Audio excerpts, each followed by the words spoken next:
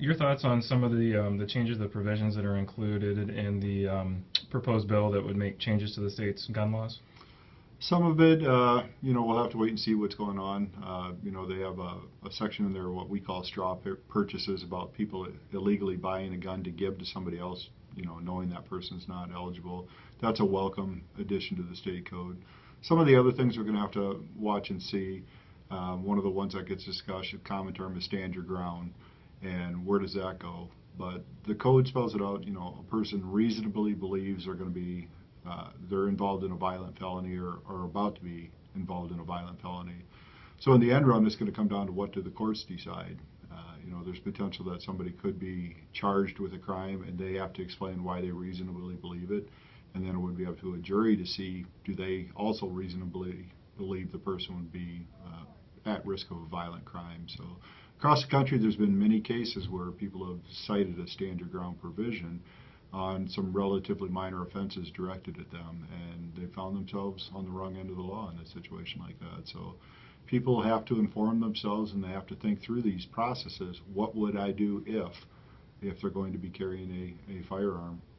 You're still going to be liable for your actions, and people have to understand that. When you go to carry a firearm, you have to understand you're taking a lot of liability on yourself, and you just have to know what's right and what's wrong. You need a good, clear understanding.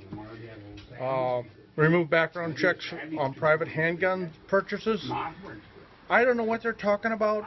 I do know that we work with the detectives and the ATF on gun traces, and they'll call here with a gun trace, and we tell them, they'll know where it came from, and it came to us, and then went to the individual that purchased that gun. They do that a lot whenever a firearm's involved in something. Now, if you got private transactions, it's up to the owner of that gun that was sold to tell you who he sold it to. And the whole idea of it is to keep guns out of the felons' hands and have a background check done. And bring the whole package. On removal background check restrictions on private handgun purchases.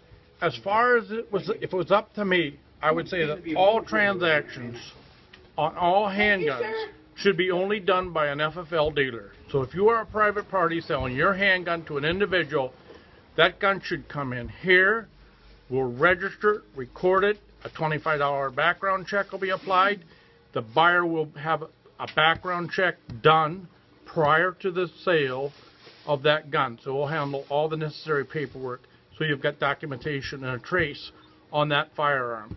As far as private transactions in handguns between private people, I don't recommend it and I don't like it.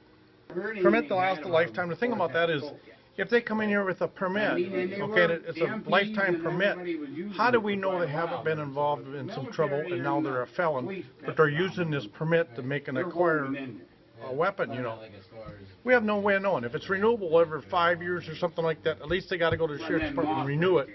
There's a background check done. Without that, you have no clue for sure if they've been in trouble. It's up to them to be honest on the permit. When they fill out that application and all that stuff, it's up to them to be honest. And if they're not, they can purchase a gun illegal and leave with it. So I just don't think that there should be a lifetime permit. Your driver's license is renewable. What's the difference in your driver's license to that carry permit? I always tell people you have to think through this. What would you do in this situation? If you came across two people, one's on the ground and the other one's standing over him with a gun, and you're armed with a gun, do you get involved? Do you know what's going on? Is the person on the ground a victim, or are they the suspect that another law-abiding citizen has taken down? You have to think through this a little bit in advance, or if you come across a situation, what are you going to do? Are you going to pull your gun? Are you going to get involved? Are you going to be involved in a bad shoot? Do you stay on the periphery? You just have to think through some of this stuff, because carrying a firearm is a right, but it's also a great responsibility. Okay. And then I guess, what are your thoughts about some of the changes to the permitting process and arguments that opponents have raised, claiming that it would make it harder to keep guns out of those who shouldn't have them? Well, if they go through the permit process, they're eligible. So, we'll have to see how it shakes out, the final writing, if this gets passed, what the final wording is going to be in the bill. But one of the concerns would be if somebody is eligible at one time to carry weapons or to get purchase weapons, and they fall off for a criminal offense or whatever the situation might be. What are the checks and balances going to be to make sure that that person is aware that they're no longer eligible? And for the law enforcement, how do we determine that person is no longer eligible? So we'll have to wait and see what the final wording is, but it could be a concern for us.